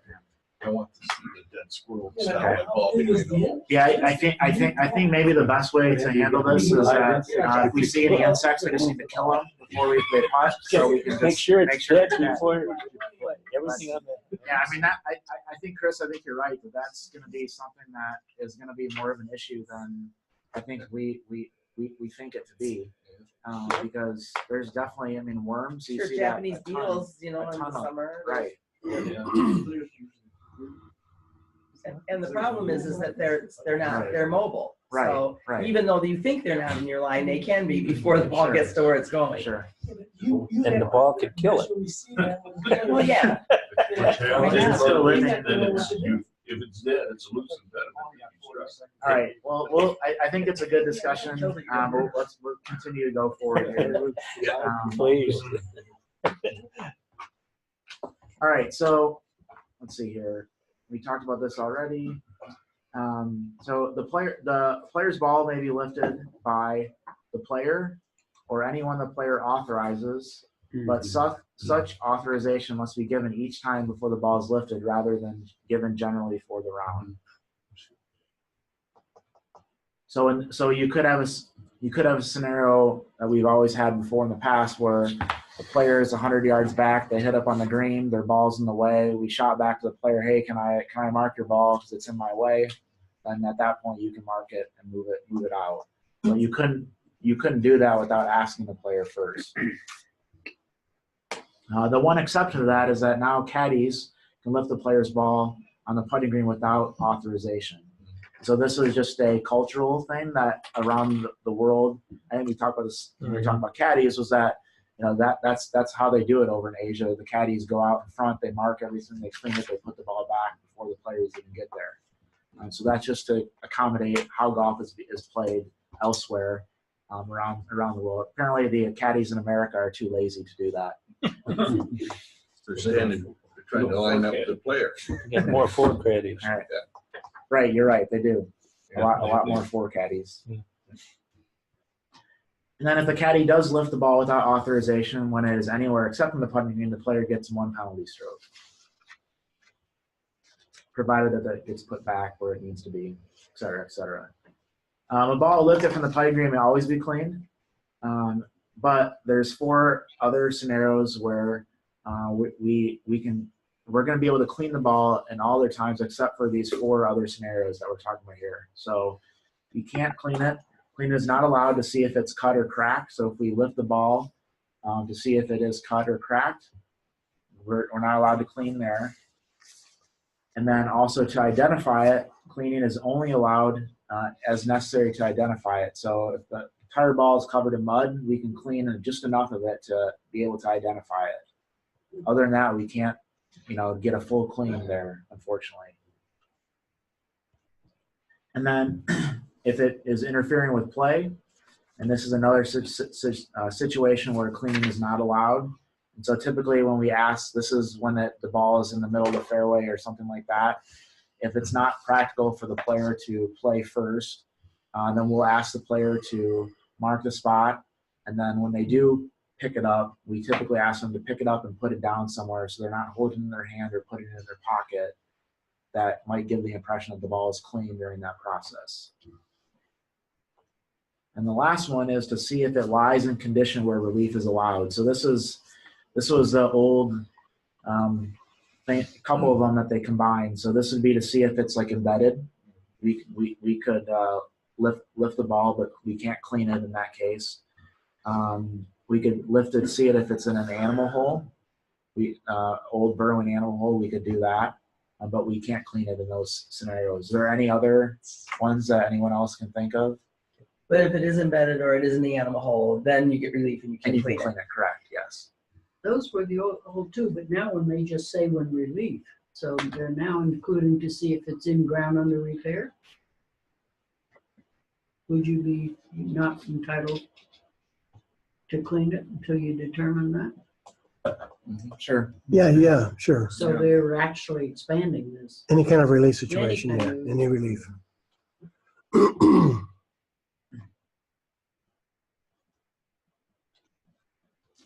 And then if we do clean it when we're not allowed, we're going to get the 1-stroke penalty. So if we do clean it a little bit, you might as well get the full clean, because you're going to get a penalty stroke either way. You're only getting 1. So Tony asked a good question. So is there an advantage to marking your ball as minimally as possible? So I think that it varies. I mean, anytime that you have to put your ball back on that spot, then yes, then you can mark it. But we were talking about earlier with the embedded ball rule, or if you're taking relief from a cart path, those are scenarios where you might not want to lift your ball before you determine that it is, or where you're going to take relief from. Or in the case where we're up in the bank, whether our embedded ball relief is going to get us in a spot where we can drop. Because we might be better off just trying to hack it out of there instead of taking it unplayable at that point, if that's our only option.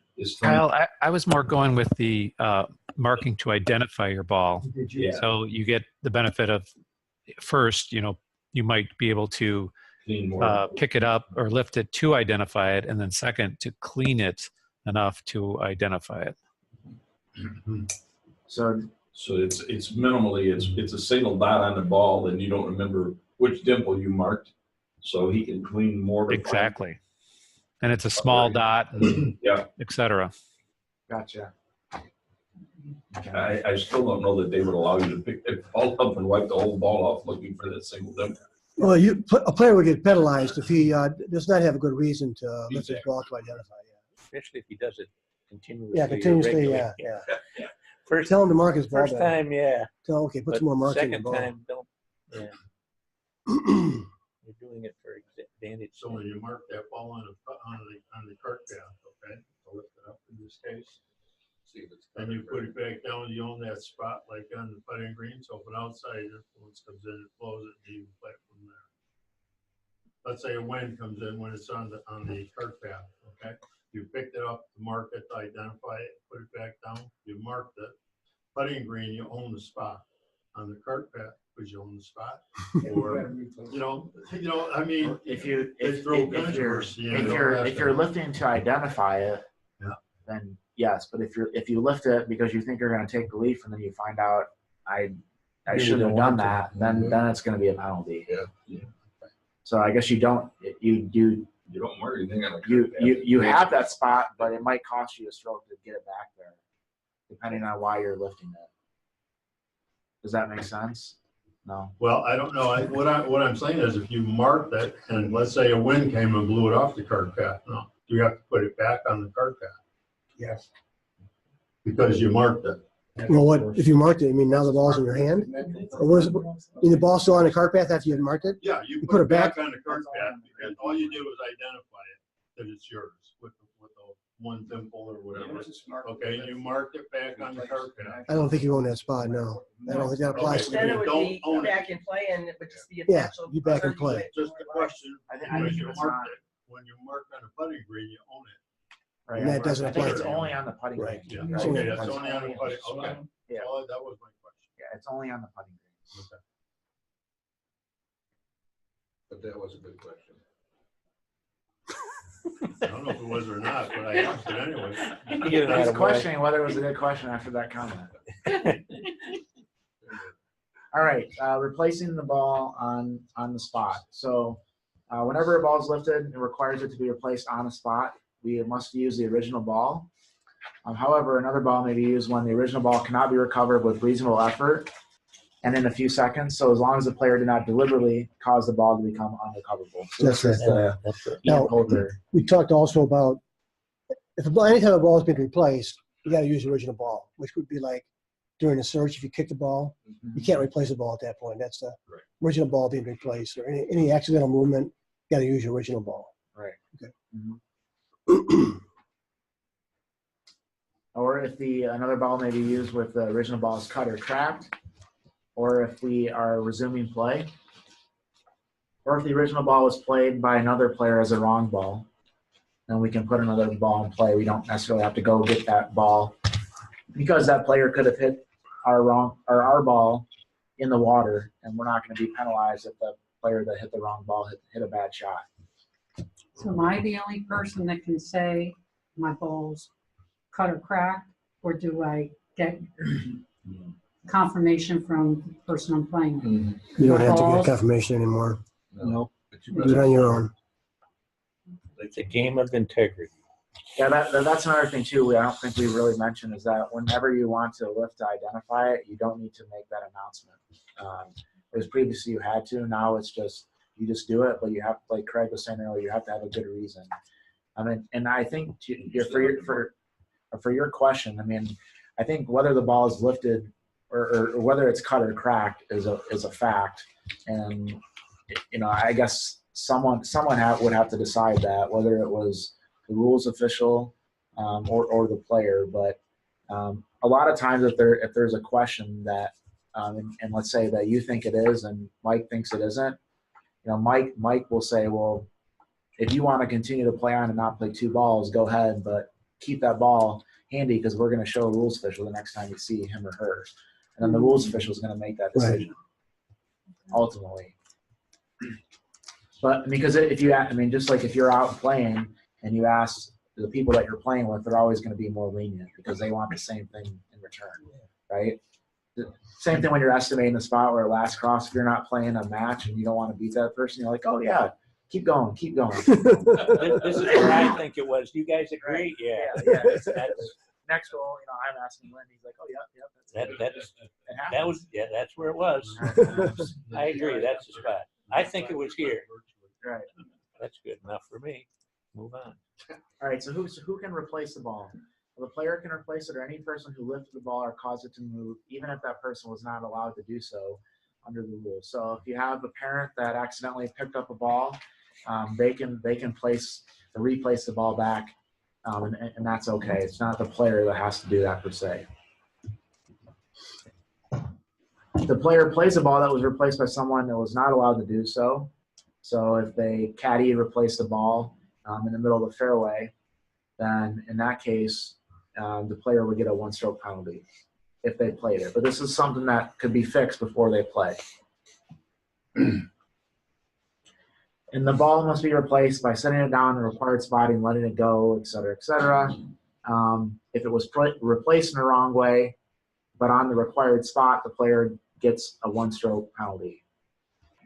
So that's a drop So versus place. essentially, if you threw it out of your hand and then rolled it with your club to get it in the exact spot, that would be, I think, is A that violation. okay? Or No. yeah, so Because you gotta be- that would be about, so you have to use your Specifically, it says you've got to, replace the ball by releasing it from your hand. right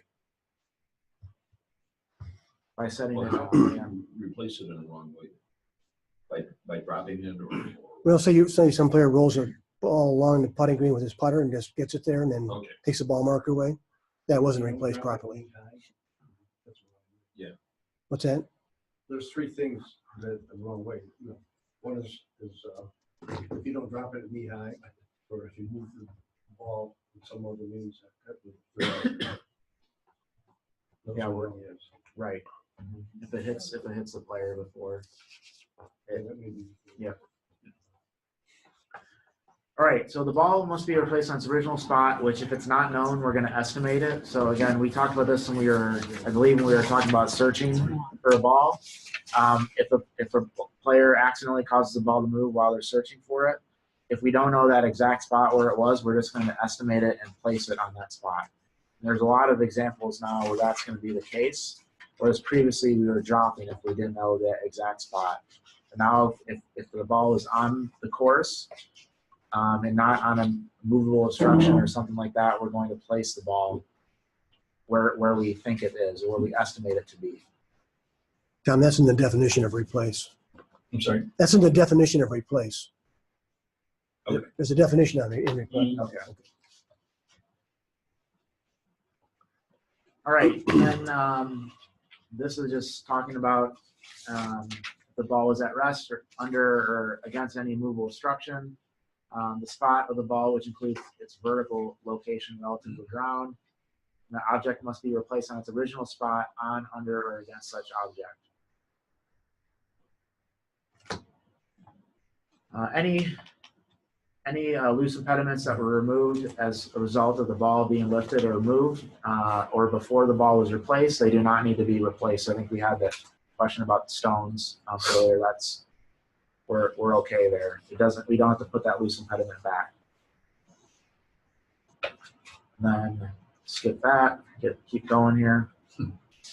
Where to replace the ball if the original lie is altered. So if the lie of a lifted or moved ball that has been replaced is altered, the player must replace the ball in this way. If it's in the sand, we're going to recreate the lie as much as possible. So when we recreate the lie, the player may leave a small part of the ball visible if the ball has been covered by sand. If the player fails to recreate the lie, then the player has played from the wrong place. So common situation that happens is the ball gets embedded or gets buried in the lip of the bunker, which is covered in sand. So it's not technically, it's still in the bunker. We don't know what it is. We're searching for the ball. We find where it is. We're going to move the sand back to where it was, but we're going to leave just a little portion of the ball visible so we can see and play. If it's anywhere except in sand, the player must replace the ball by placing it on the nearest spot with a lie most similar to the original lie that is within 1 club length of its original spot, which if not known must be estimated, and then not near the hole and in the same area of the course as that spot.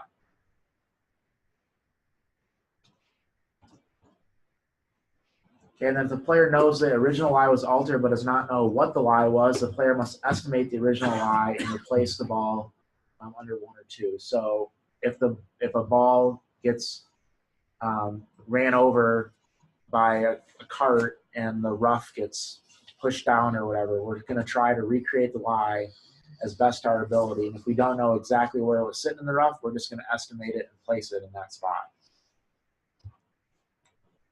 But there's an exception if it's if the lie has been altered while play has been stopped. There's a different rule that will apply there. So 5.7b. D, sorry, thank you. And that says probably 7 different things with 7 different exceptions. At least 2. Page 55. Right.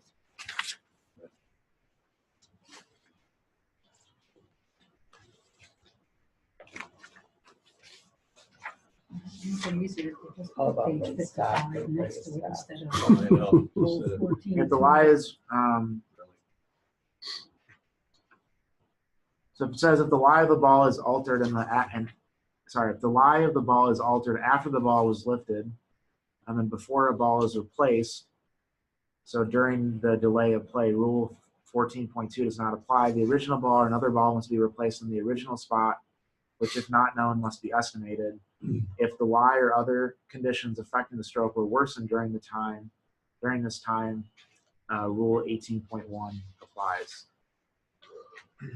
So essentially what that's, I think that a good example of that is if your ball was in a bunker and your ball was in a footprint, and then the next morning you came back and they raked the bunkers, you would place it on that original spot. You wouldn't take a footprint and put the ball back in that spot. I think that's probably a really good example of that. Craig, yell at me if that's not. That's good.